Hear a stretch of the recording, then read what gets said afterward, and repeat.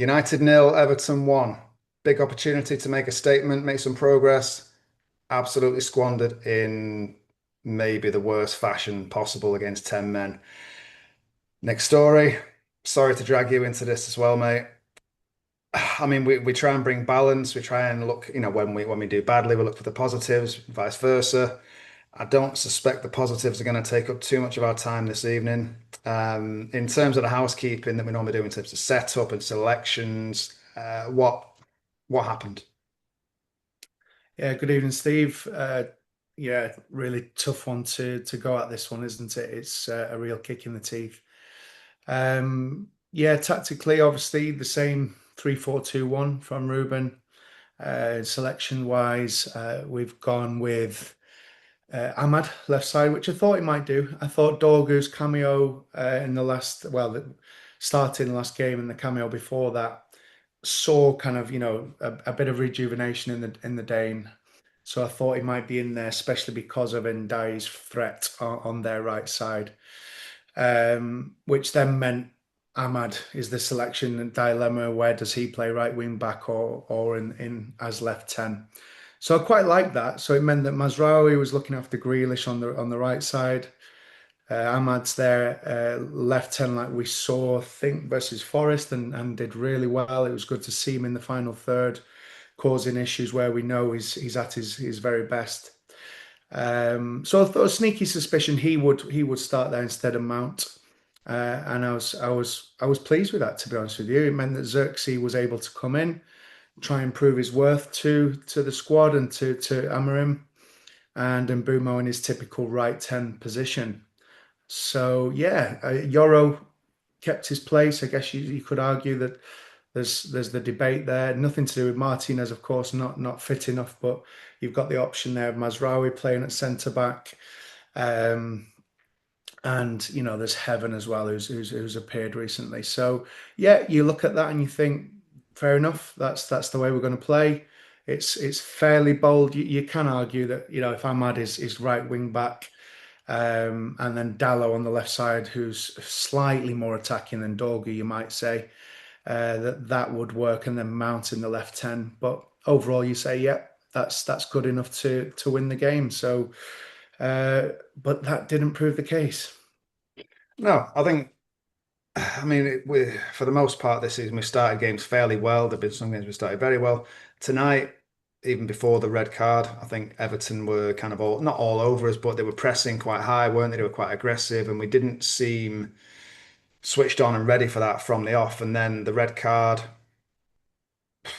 I mean, if anything, it galvanized them and threw us further off, which is completely counterintuitive. Explain to me because I can't make sense of it. Yeah, it's counterintuitive, isn't it? It's one of those unintended consequences. So just to absolutely reiterate what you said there, very high press from Everton, 4-2-4 in a sense. Then second phase man to man, so very bold from Moyes. You speak to a lot of Everton fans in recent months, and they're slightly worried about this, classic Moyes low block and not going out to dominate possession, and they've been anything but a high press in most games. So that was a really interesting start. They did dominate the first 10 minutes. There's no doubt about it. Dewsbury Hall, Grealish, Barry, and Ndai actually, especially from United's playouts, were very high on the edge of our penalty area. Garner and Idris Gueye behind, and it was a classic 4-2-4, and it kind of took us by surprise. So we weren't able to play out, and I guess the intention there is not just to stop the play out. Is like, we've seen what you're trying to do, United. You're either going long from the Mans or you're going into the defenders, and Dillett and Yoro are playing it. I'll show. So we're going to stop that happening. We're going to stop them long and direct passes. Yes, we'll deal with it if the goal kicks, but we're going to try and stop it as best as we can in open play. And it did. It kind of gave that question mark straight away to the Reds, and we're like, how do we deal with this? And the question has always been in the last 5, 6 games, especially between yourself and I, Steve, and others, as what will happen once teams figure out our direct style of play. what is the second? That used to be Plan B. What will Plan B now? What will that ensue as? And the danger is because Amarim's not been putting emphasis on playing progressive football, possession-based football, their famous stat that's gone round about we're not, collecting as many points when we have more than 50% of the ball, etc. Then what will happen? And today, sadly, when that red card happens, and Everton are then more comfortable to sit in a low block, which was kind of a 4-4-1, but at times a very real 5-3-1. With Grealish tucking in with Dewsbury Hall and Garner, and Ndiaye being like some kind of auxiliary right back, it kind of had that unintended consequence of, oh, we now have the ball and we're not very good with it. So we're not very good to control transitions. We're not very understanding of when the ball should be played with pace, when to counter attack, or when to just hold and delay the progression of the ball and then look for the up, back and through principle. And that is the real worrying thing from this evening. No, I understand fully. I mean, I'm fresh back from Old Trafford. You probably tell from the fact that I'm, quite puce in the face here. I'm still coming to terms with all this, and I've not had a chance to calm down and watch it back and all that. But from what I've seen online, there's understandably, a sort of groundswell of blame towards Amorim, etc. And the will, we'll get into the tactics and what could be done with a man, the waste of a man advantage and so on and so forth. But if I'm going off what I saw tonight, you can't blame the manager for the absolute basics of almost every individual's game going to pot. Yes, you might, you know, struggle with the tactics and the system and so on and so forth. But I don't understand why that would absolutely destroy your touch, your vision, your ability to sort of stand up and say, this isn't working, let's try this. There has to be more responsibility taken, surely, rather than just everybody shrink together. There has to be someone just stand up and do something. Yeah, stand up and do something. It's a good way of putting it. I think you do see players trying. You see Boomer having a couple of snapshots. You see the Ahmad chance on 41 minutes where he is one of the shining lights in recent games, and tonight perhaps only the shining light for us. Having that shot on 41 where he's on his weaker foot, but he's gone near post, perhaps should have gone far post. So, there are two or three players standing up. But I guess, yeah, you're right. The other eight, if we're saying it that way, are not, um, let's say, platformed in order to be at their best. So are we saying then, given your question, that the players aren't playing for Ruben? Because obviously in recent weeks, we're saying that the swell of opinion is that we're fully behind him. The players are playing for the badge, they're playing for Amarim, and the camaraderie in the dressing room is superb. In fact, we said that very same thing even after Forest. So we've got to look at it in the whole and say, well, if they're playing for him and there is some urgency on the ball, which we did see tonight in a strange kind of way, but if the ball is then platformed in the wrong areas of the pitch at the wrong time, then that's going to result in a bad pass or a bad final ball or a bad cross. How many times do we see the ball platformed, so especially in the first half with Dorgu or Mazraoui, when we're Mm. camped on the edge of their area? So we're literally nine players on the edge of their area with their low block, and the ball is platformed to Dorgu or Mazraoui to cross that ball. If it's not, Dorgu and Mazraoui come back inside to the Euro or wide centre back Luke Shaw, and then they're putting balls in from wrong angles, from deep, those horrible deep areas, pockets in the middle of the field, kind of, central left, central right areas. And of course, Xerxi's not going to get on the end of them. And of course, he's going to be beyond the front post as one header was. And he lost his bearings and he's missed the target. And of course, Mbeumo's not going to think when to get in at the far post to kind of, do what he does well and break the final line. So I see, I see a slight contradiction in that. But yeah, should someone have stood up and certainly got a goal when we've had, I think it's over 20 shots tonight and at least 14 from inside the area. You do expect something, but you look at it and they're all low XG chances, apart from Mbeumo first half just prior to the red card where he should have squared it to Xerxi. Um, the Mbumo snapshot in the second half, the Ahmad chance we just talked about just before half time, and the Xerxi header, which is a remarkable save by Pickford, to be fair. There's nothing much else.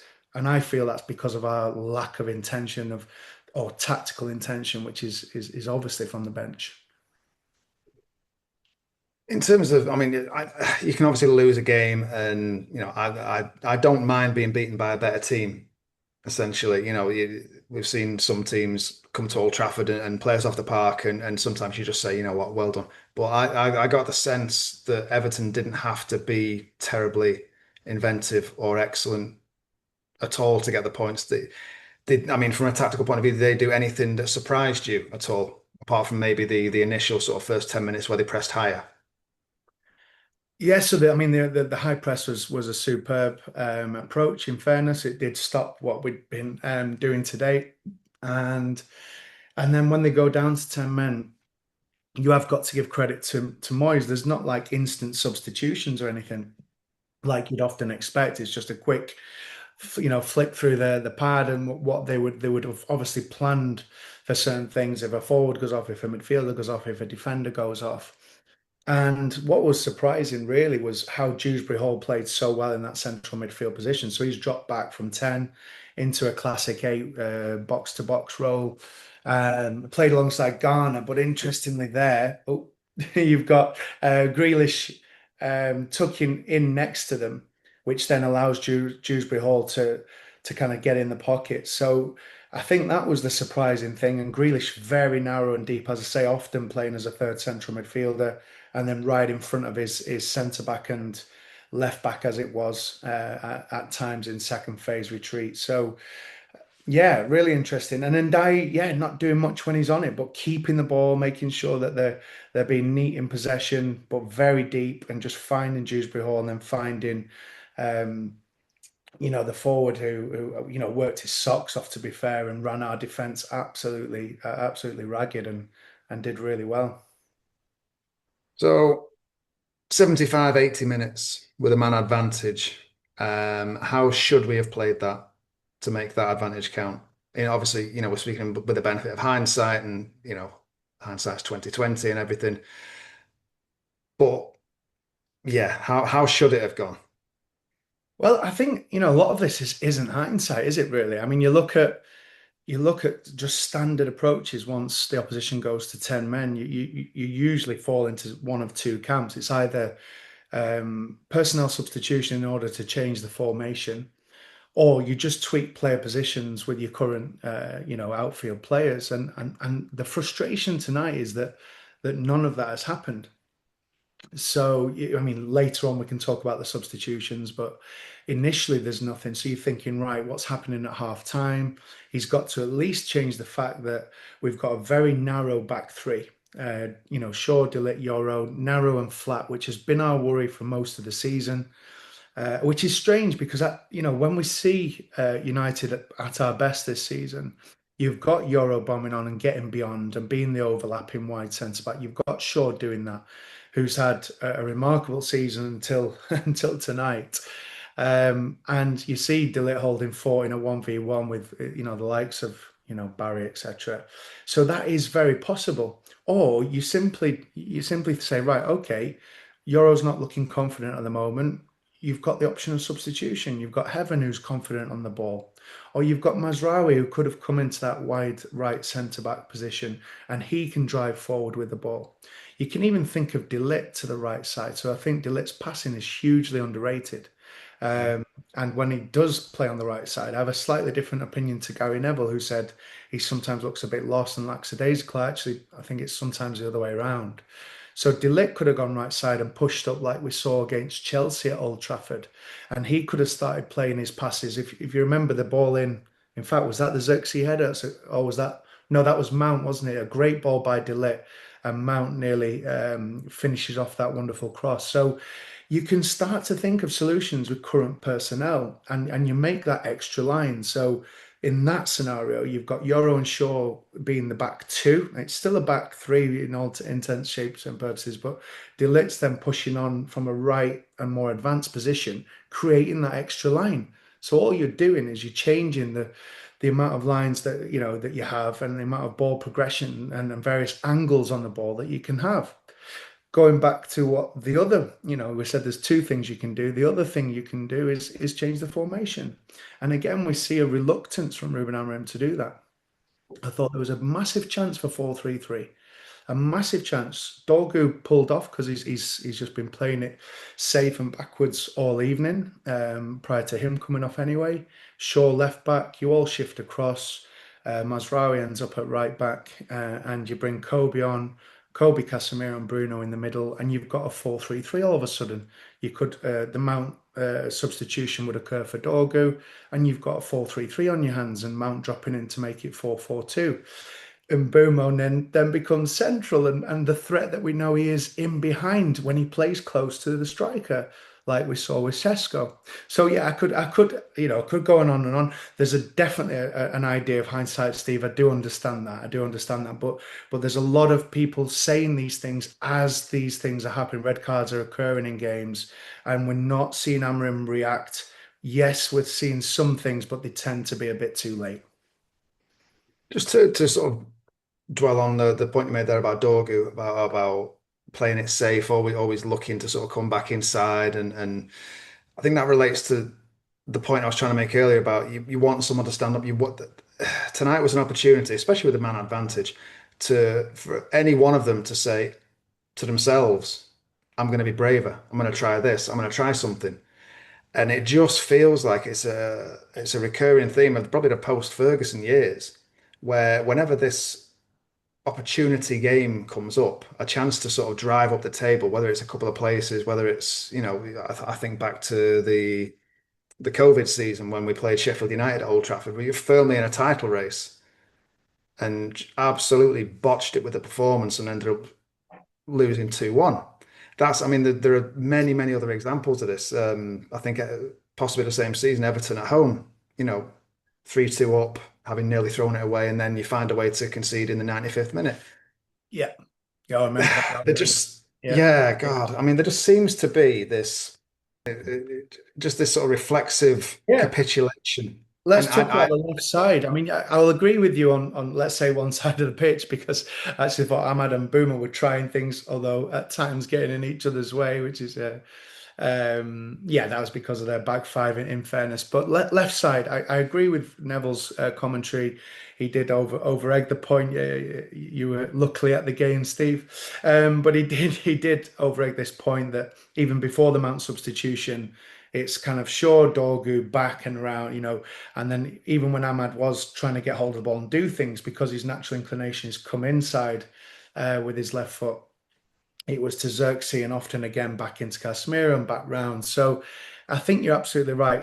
The players do have to take responsibility, and there was countless times which we find ourselves saying a lot this season where Dorgu has just not got that attacking intent. I mean, he's platformed often the most in the game to put those crosses in. There was one game, was it 13 crosses he made? I can't remember which one that was now. I'm sure you'll tell me later. And I think that you could count, one or two that found his man.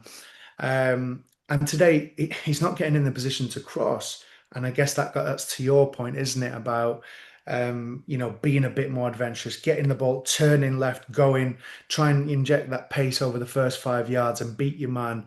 They're not. They're not fantastic. So you got O'Brien and Mikolenko. They're fullbacks that you can get at and you can cross the ball. So I do take your point on two or three of players, mostly to that left side. I thought Shaw had his worst game of the season, looking ponderous on it. Often weirdly creating that second line in front of the back three, but they're not going with it, not moving forward, not trying to force into play with Mount or Dorgu or Dallo later on in the game. So I thought Shaw was ponderous. I thought Dorgu's not trying to beat his man. He's often coming back in and playing it. It's a very frustrating view at times. despite him being a strong defender, right, and being good in defensive transition. So yeah, there's definitely some of that to it, and I wanted more from Xerxi. I've been a fan of Xerxi since he came, and but whether that's due to his lack of minutes at the moment and the fact that he's not been getting game time, I thought he looked rusty today, and he showed perhaps glimpses of why Bayern didn't think he was the man. And yeah, as much as I love the fella, there was he cuts a very frustrating figure out there this evening. I think rusty's the word, isn't it? He never really got going, did he? I think the game was broken up. I think Tarkovsky got in his head quite early on, and That's a great point. which he's always going to do. That's it's you're not going to get any surprises with James Tarkovsky, are you? You know, It's so a you great should point. be switched on and ready for it. You know it's going to happen. Just don't The rise problem to with it. that is Xerxes responded in three occasions. So two with Right. Tarkovsky and one where, oh, was it Grealish? Later on, and he's getting angry, he's getting in their face, and actually that's not what you want when you're 1-0 down. That actually you're playing to them at that point. So yeah, you're right. He gets angry quickly, much more quickly than I first understood really with Xerxes. And then he just loses his momentum. He's not in the zone. And I think he got frustrated with the early one where Mbumo doesn't find him on the edge and he's having a pop. So yeah, I think there's a player in there. I think there is. I think there's, a sexy player in there. So, with Dutch acumen. But we do need someone there that can come in as a nine to replace Shesko and unsure really. That's not a quick response by any means to a terrible result tonight. It's Yeah. something I thought for the last few months, and I sometimes, we have to give credit to Amrim. He's seen these things on the training field, and perhaps that's why he's not been getting the minutes. I mean, yes. I mean, in this season of all seasons, there's not enough games for people to rotate and get the momentum, the individual momentum that you'd want. And rust is going to be sort of an occupational hazard, at least until the FA Cup comes into play, and then you know, some progression in there would hopefully help. But I keep coming back to this word opportunity. It's a collective one with the team, but Xerxes, it's an individual opportunity for him to say, right, okay, there's stories in the press about him wanting more minutes. Okay, great. Earn them. Go out and say, I should have been playing all along. And you can't allow yourself to get dragged down into, you know, mind games with James Tarkovsky. You have to be able to rise above that, don't you? And it's Yeah. that's why I always come back to the psychology, and I'm not just to pick on Joshua. It's a collective thing that seems to have infected the post-Ferguson era. It just doesn't seem to. It's a psychological blind spot for me. Whenever this kind of opportunity comes up, whether it's individual, whether it's a collective thing, like I say, to drive at the table, they just freeze. Yes, there's definitely something to it. Certainly in previous teams, I think we'll have to say it's both manager and that kind of post Fergie psychology. At some point, that has to change, right? We're 12 years on. The squad's been refreshed 4 or 5 times minimum. There's been a lot of money spent. So at some point, you've got to kind of, go with a plan and a manager, which I guess Ineos are saying they are doing. But we've got to start seeing that understanding, that uniformity of approach.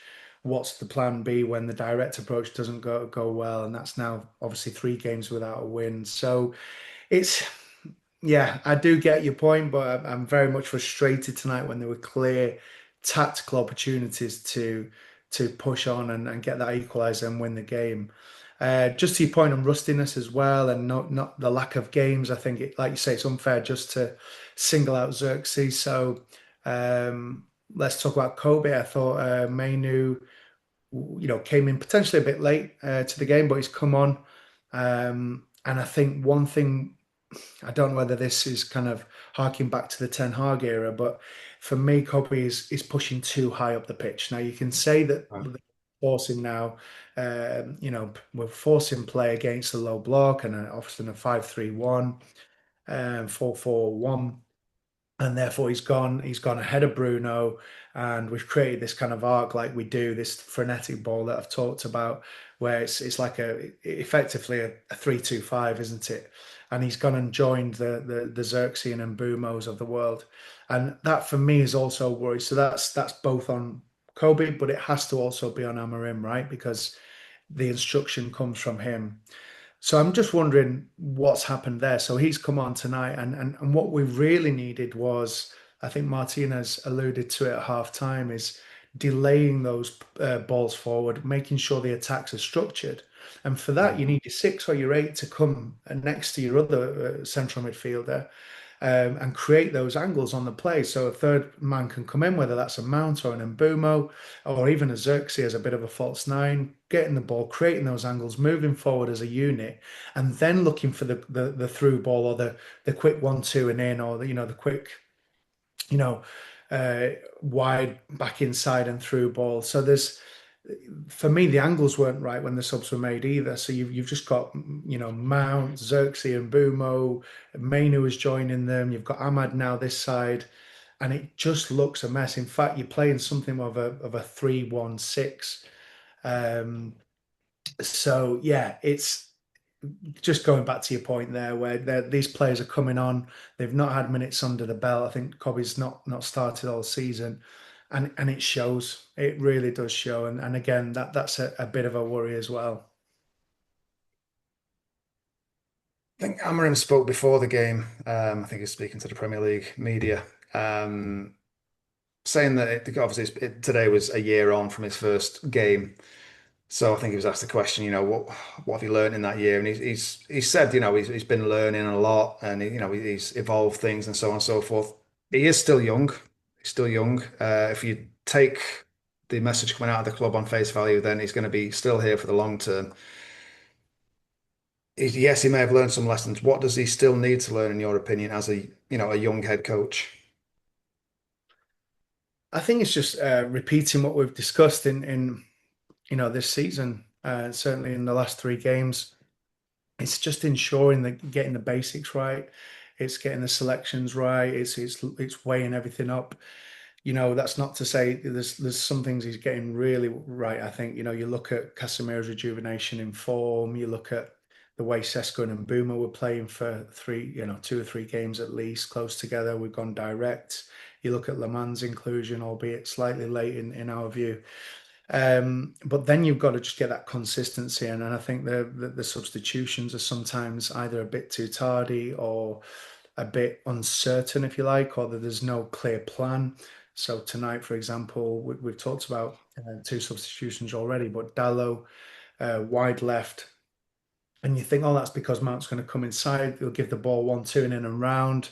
None of that happens. So if Dallo's going to go, inverted, i.e., right-footed on the left side, there's got to be that movement beyond the final line. He's got to make that diagonal run in behind their defense and get beyond, Tarkovsky even. So, and then we're not seeing it. We're just seeing him hug the touchline. The ball goes wide. It comes back inside. It comes back into Bruno. It goes back out to Ahmad and then Mbumo, and the same happens again. So I think there's things like substitutions. It's things like understanding the what the principles of play are when we have the ball, and again that's sadly been shown up tonight. We've been talking about it with Forest and Spurs. We even talked about it in the Liverpool win, if you remember as well, about how are we going to act when we do have the ball? What are the intentions? And some of that just isn't clear at the moment. So we had a clear intention with Mbumo behind Sesko. We saw that on countless times from Chelsea through, the Sunderland game, where we've had some really good success. And yet tonight we've had Mbeumo playing far right, nowhere near close to Xerxi. So consistency in play, patterns of play, consistency in selections, and just working through what his blueprint is going to be. And it's not, I promise, it's not a reaction to just losing a game Mm. against Everton with 10 men, which is it is horrible in its own right. Obviously, it is something we've been talking about game on game. Even when we've won the game, we've asked these questions on this channel. Okay, Palace away on Sunday. It's this Premier League doesn't throw up these fixtures where you just go, oh, we can just bounce back. No. So how do you how do you build momentum? Because we did that in terms of we got 3 wins in a row. And you think, okay, and then you can kind of write off Forest because you have that sort of 2 minute, 3 minute aberration, and you go from controlling a game to losing a game, but then you come back and you get something. Spurs, there's mitigation in controlling the bulk of the game and then going a man down and a goal down in injury time, but somehow coming back. And you see all the spirit in that, and you think, okay, well, if you're building something, that is a building block, is having that character. You can't build anything without that. You just can't. And then tonight, I think Delict came out afterwards and said it was a backward step, not just in the result, but in sort of focus and application. That terrifies me, that aspect of it, the sort of the application, the backward step in that isn't, we can't be even considering allowing that. Yeah. There's nothing more I can say to it. I mean, I'm as distraught as you. I think it's partly that. But on the one hand, we were talking about the wonderful camaraderie at this with the Spurs game and going up with Le Mans and the great movement for the corner and Delict getting the equaliser. But again, it seems, at times we are saying the same things. And I think the attitude is there, but I do feel as if that creative spark is often missing. And that was shown tonight. And when there's no other plan, it is hugely worrying. So you mentioned Palace there. It's not the game you want, is it? No. You against the manager there who's on fire and plays the 3-4-3 in the way that Ruben, we want Ruben to be playing. So, attacking wing backs, but very cute and nuanced runs, not just going together. If one goes, the other one comes inside. You got Wharton there, who I'd have in an instant, as you know, Steve, who's such a transitional player, makes more progressive passes per 90 than almost any other central midfielder in the league. So you watch him on Sunday and how he gets it deep, and it's right through 2 lines at least into either Mateta or a Munoz on the right side. Pino drifting around. So it's actually up against the team where we can actually learn a few bits and bobs. It's not to say we're going to get beat at all, but you look at the way that system is applied, and it's in total contrast to the way ours is, a stolid 3-5-2 at times, 3-4-3, a back line that's very narrow with unadventurous centre backs, wing backs going high but then coming back in, Casemiro sitting in. So you've got, it's got a really interesting matchup, and and Mateta there will show how we should be looking to play a Shesko or a Xerxi, dominating the centre halves, making constant movements to break that final line and demand the ball. So yeah, not the best of opposition to fall into after a game like tonight. You talk about creative spark, you talk about uh well, obviously Wharton. January, obviously the window is it's creeping up. There's Depends who you listen to, really, doesn't it? We've been linked with a lot of the same names over and over again. A lot of them are your 8 type midfielders. Other angles say that we're not going to move big in the January window. I mean, if you put, they're different players, but if you put a Wharton or if you put an Elliot Anderson in this current setup, for you, does it transform the season? That's a tough one. Um, I think my gut says no. Right. I don't think it transforms the season. I think I'm going to stick to my consistent view on that is that the central midfield zone isn't going to tell you everything or progress everything, given the way Amarim plays, which is often bypassing that part of the field. But it's clear as day that we need one, and I've never shirked from the fact that we do need them, and I've trusted the board to be planning ahead for that, which we're told they are doing. But a Wharton does kind of interest. It does kind of spike my interest and my curiosity, and I'm a big fan of midfielders that let the ball do the work, and that's from my heroes, the Zidans, the Keanes, the Robsons of the world, and those. strong, articulate central midfielders who play the ball forward at every attempt and whenever they retain the ball. So, Wharton or an Anson would be absolutely magic. But I do think that comes next summer when talk of either Casemiro being extended and Bruno going for his big payday in Saudi Arabia, whether that materializes or whether we can finally play him in that 10 position. And yeah, that came up today as well, didn't it? We forgot to talk about the goal. So do you want to dive into that one? Have not forgotten about it. Who could possibly forget about it? It's more been putting it off, saving maybe the worst till last. I mean, there's plenty of blame to go around, isn't there? I would even, Sen Alarmans isn't exempt of any blame. He's joined United. Every player that pulls on a shirt should be subjected to the same level of scrutiny. Personally, I think from the one view that I've seen, he could have done better with it, maybe an extra step or so on. But Yeah, I've it got a just felt viewpoint. like it just felt like he was able to meander towards goal and just do what he wanted with it, Dewsbury Hall. So, I mean, you'll have seen it back. So, pick it apart for me while I just die inside, please. Absolutely, yeah. I mean, it's a simple one. There's no point in over analyzing this one. I mean, the sad thing is it comes from rest defense point of view. Everton have got the ball in no particular danger just beyond the halfway line in their defense. It's been shifted kind of right, and then it's come back across.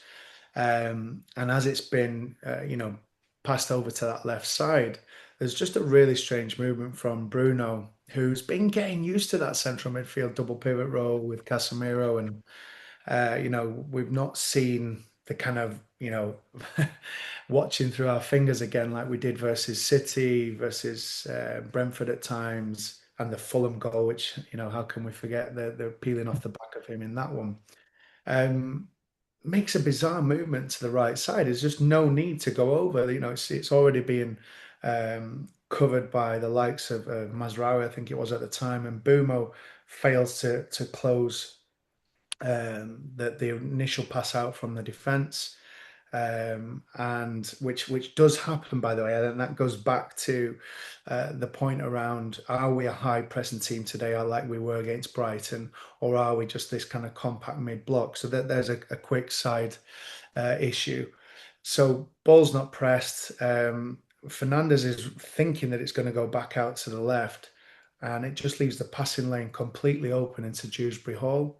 So he literally stays still. What I liked about Dewsbury Hall there is he's found himself in the pocket. He's stayed still. He's demanding the ball off. I think it was Garner in the end, and it's just a simple pass into him. So Bruno's over to the right side, just a few yards out of position, which is what we've been saying might be the case when he's playing as a 6 rather than a 10.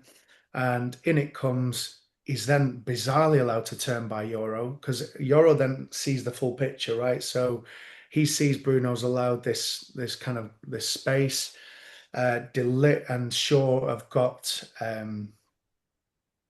keep on forgetting his name. Barry? Barry. You got Barry. Sorry, Steve. So Bruno and Shaw have got Barry, and Euro sees the full picture. And I have no idea why I didn't just jump there and attack that, into the duel and probably take the ball really as Dewsbury Hall is turning on the ball. Instead, he jockeys. So he's now beyond Bruno. He's now going at Euro.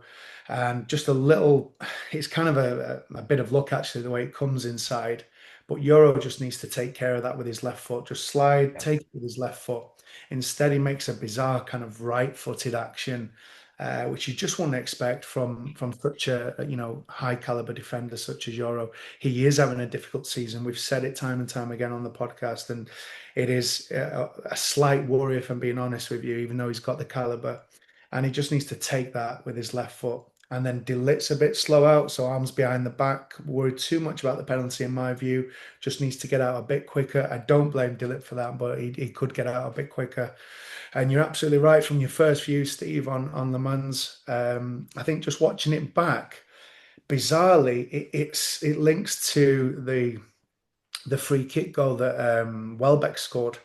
So in that game, there's just this strange movement, very similar to the Welbeck free kick, where he predicts the wrong post initially. And I have no idea when you watch it back, you'll be as interested as me, really. He's setting himself right, actually. He's a bit too close to the right post, but he's setting himself right. His feet are moving in the right direction. When Dewsbury takes it to the right side of Euro, when you know now the next is to shoot, he bizarrely takes a step back to his near post. It's as though he thinks he's going to hook it in, that the Aguero finish that we mentioned earlier, or the one that Jermaine Defoe did so well.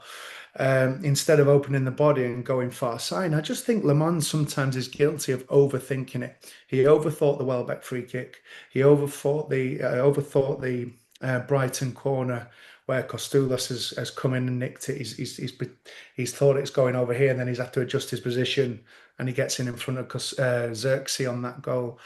And today, yeah, it's a bizarre sidestep back towards the near post as he's setting, rather than setting to spring to his left side. And he probably saves that 8 times out of 10, to be honest with you. So, yeah, well spotted.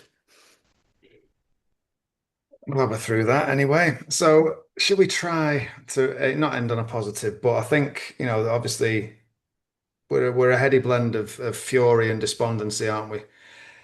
What you want to see on Sunday uh, is that really from the players, don't you want to see it channeled? You want to see the evidence of some hard day's work on the training pitch from the manager, head coach, from the staff, from the players, and you want to see them come out and go to some. If they can go and do something at Selhurst Park on Sunday, then it makes a statement back. It oscillates wildly back the other way, doesn't it?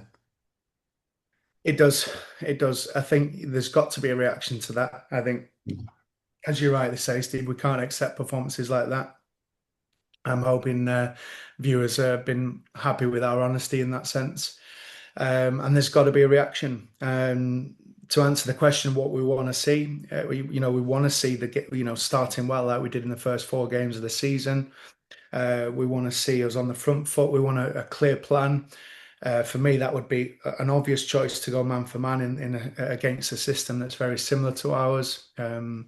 Not allowing Wharton on the ball, so I don't know whether that'll be, a likes of a Cunha or a Mbeumo dropping in on Wharton and not allowing him space. Bruno will have to obviously get him on the second phase. And then just selections. We may as well just go straight into it. I don't want to see Dorgu in there. I thought he should have started today, but he's not done himself any favours. I think he was too hesitant, too negative, and just not his usual strong self in the challenge either. I'd rather see Dalot left side, which allows Ahmad to come right wing back, allows Mount to come left 10, Cunha to be false 9 if he's back from his small knock. Xerxi, sadly, I don't think will get that chance to start against Palace. Who knows? He may do. He may do. And then Mbeumo getting as close to Cunha as possible. So we see that 4-4-2 out of possession, and we see 2 men causing Gehi and Lacroix, in the Yeah. back three as much trouble as possible. And we go high man for man. I don't want to see Euro. I want him to have some time out. I want him to just gather, gather his thoughts and momentum back. And we know he'll be a fantastic player, but he's not showing it at the moment. I want to see Mazraoui in that back three. I'm happy for De Ligt to keep there. Sure, 50-50 whether I'd start, but I'm guessing he will do. Casemiro and Fernandez, yeah, I think Kobe's not done enough to push for a start there. So they're the kind of things I personally would like to see, and I want to see a massive reaction. And watching the Pinos and the Whartons and not letting them have too much space, and then being really direct with our play and being incisive and playing the ball through the middle of the field for once, and doing what we do well when the 2 forwards are close to each other. And Bumo again was just wasted on that right side tonight, and we weren't getting it to him in the right time, in the right phases of the field. So he was often faced with 2 men and coming back in.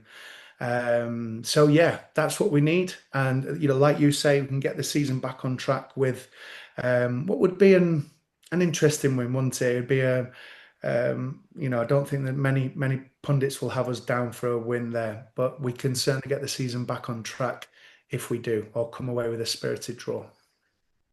The thing is, as well, again, opportunity. We missed an opportunity tonight, but with the way the league is, obviously Arsenal, Wolves, but in between that, the teams are just eating each other, aren't they? So there are going to be plenty more opportunities to just, to make that progression to start getting into where we want to be. But I think maybe psychologically we just don't need to tell the players because then it'll just cripple them. Yeah, yeah.